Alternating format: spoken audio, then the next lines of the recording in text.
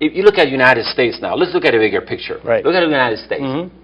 We have some $1.5 trillion deficit. Okay, that's projected in year 2011. This was 1.4. It was supposed to be 1.2. Then with new compromise that just happened, you know, that's about an $800 or $900 billion item. Right. So I see the projection $1.5 trillion. All right. So when the big daddy, when the federal government is doing that, is teaching all the states to do the same, with one exception. The central government can print money, and they can manipulate the interest rate. We can't. Right. Are we going to see a serious problem in California where local offices, municipalities, they may not be able to pay the bondholders? Are we going to see that? Because we've seen that happen elsewhere. And of course, California, it is a huge economy. Right. But are we continuing on this path to get to a point of insolvency? Well, it's interesting because let's just differentiate between the state and counties and cities. The state cannot be, quote, insolvent in a bankrupt sort of way. Okay. There's nothing in the bankruptcy code which allows a state to declare bankruptcy. And under California law, bonds get the first preference. Before anything else is paid, bonds get the first call on revenues. So they're pretty safe on the state level. Counties and cities, on the other hand, can declare bankruptcy and have. Orange County did a few years ago. Right. And there are a couple of cities in Northern California that are on the cusp, seemingly. They're always threatening that. It resulted last legislative session in a legislator trying to basically ban or not allow a city or county to declare bankruptcy unless the state legislature approved it. Well, you know, that sort of puts politics back into determining whether something is a good thing to do from an economic perspective, and I don't think it's a good call. It gives cities and counties leverage when negotiating with their unions and their employees to simply say, if there isn't sufficient money to pay you, we might have to declare bankruptcy, so let's look at our contracts and be realistic about what we can pay you today and what we project we can pay you tomorrow. If the state ever gets to the point where it cannot pay its bills, I think it gives you an IOU. It can give you an IOU, or theoretically it could be declared, it can be placed into a receivership. It's never happened before, but can you imagine a situation where the state of California is basically ruled by a judge? And you know, we've seen some examples recently of what happens to the state's budget when judges intervene and declare something constitutional or unconstitutional, requiring the state to spend money to remedy the situation. You mentioned before the cost of incarcerating our prisoners. That's been driven up drastically by the fact that our prison system is in a receivership, in a matter of speaking. Yes.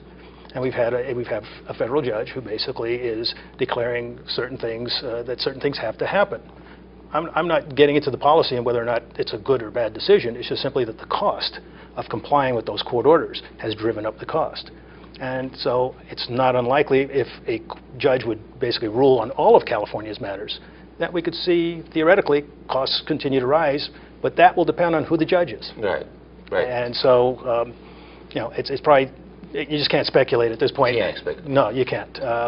But I do think that we are going to see, going back to blowing up the boxes, et cetera, you're going to see stakeholders come out. When I say talk about stakeholders, the very people you referred to earlier, people who complain when their programs are impacted by cuts. Sometimes it's the users, sometimes it's the people who are providing the service, because for them it's employment. And so combined, they then raise their voices in opposition. Sometimes the media will give them a louder voice than perhaps they should have, maybe sometimes a lesser voice. But the whole point is that what happens is these stakeholders then basically prevent cuts from taking place. That's what's happened historically. That's what happened with our governor, and he admitted that. He said he didn't realize how hard it would be to blow up the boxes because everyone is aligned against you in blowing up those boxes. So we've got to get to a situation where our legislators have courage, and that's the courage to stand up and say, I'm either for a tax increase, and this is what you're going to get, and this is how much it's going to cost you. and we want to balance the books this year, not carry a deficit, so that the taxpayers have a true picture of what it is that government is actually costing them and for what service. And maybe even take a look at the services and say, well, as much as we'd like to provide that service, we can't afford to. Or we need to provide that service at a lesser level. Government has taken over many of the functions that charities used to do and families used to do for themselves. And so some people might argue that it's the government is exacerbating the destruction of the family by taking over some of these. These are political, really big political debates that should take place about the proper role and function of government. But we should be getting to that now, since we seem to be at a point where we have to allocate our money very, very carefully. So why not have a discussion now about what it is government should really be doing? And I think that's probably what we're not hearing much in Sacramento. Not hearing much. No, we're talking more about the technicalities about balancing the budget based on the assumption that everything we do, we should be doing. Again, here's one governor, it appears, to do what he set out to do, and that's the New Jersey governor. And the phrase that is out there, it says, sorry, you're fired. He is cutting left and right. And of course, there are people that would be objecting that. But the problem is, it's kind of like this, John. I'm looking at my own situation, right? I mean, individually, we can discuss this, right? Let's say you and I both are making $200,000 a year. All right, we're doing well, all right? For some unforeseen thing happens, now you're making $100,000 a year, I'm making $100,000 a year. But I'm spending like I'm $200,000 guy, right? Right.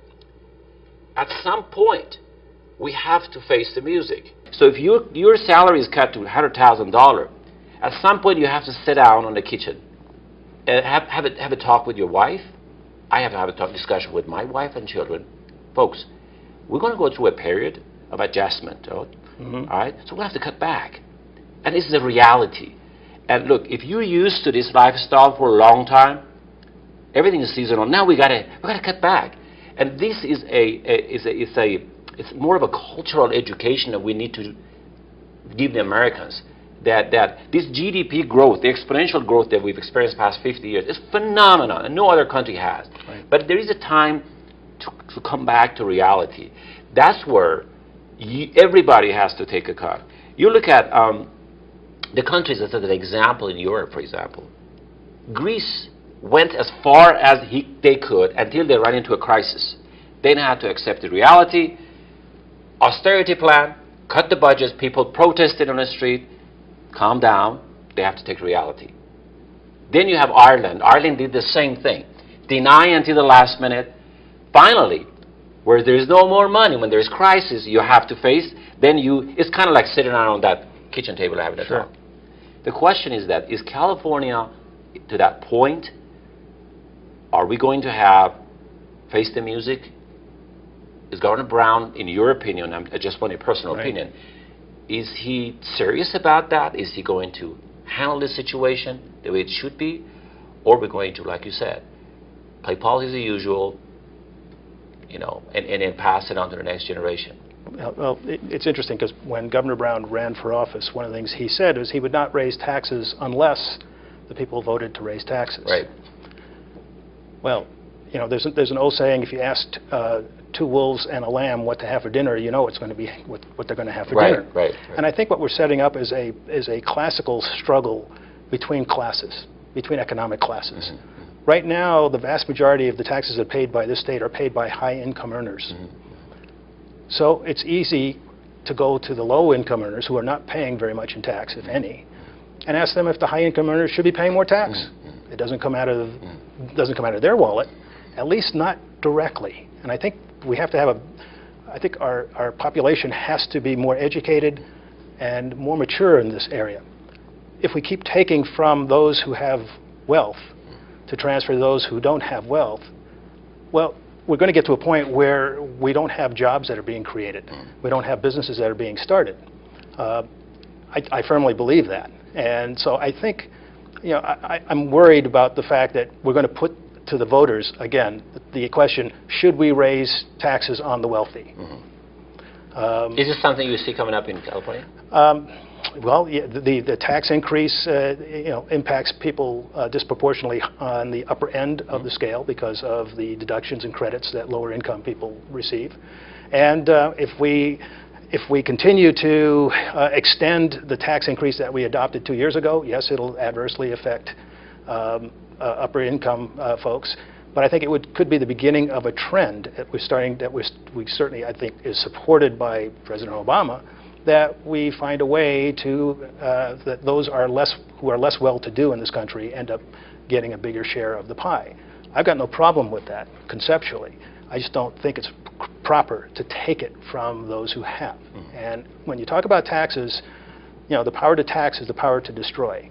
You're talking about government-sanctioned transfers of money, and you have no opportunity to deny the tax man when he comes to your door. If the dollars that you've earned subject you to a certain amount of tax, you have to pay it. John, it seems to me that we're probably at the federal level. We will have to see in 2011 some kind of action to seriously confront the budget deficit.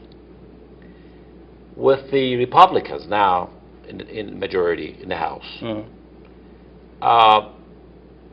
that becomes a serious issue. And they, the last election for the House and everything, that was the team, wasn't it? That hey, we have to have you have to spend as you go, spend as you go. Right. But the first step they took with the compromise with President Obama extended the Bush tax cut, but they also accepted it's an $800 billion.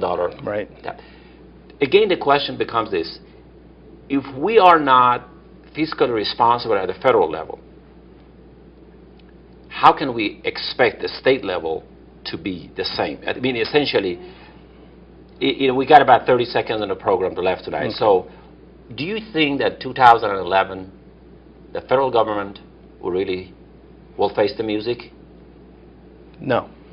No, I don't. And just as the federal government won't face the music, I'm not sure the state government will. And one of the solutions to their spending problem is basically to try to take much of their responsibility and put it on the lower rungs of government, on counties and cities.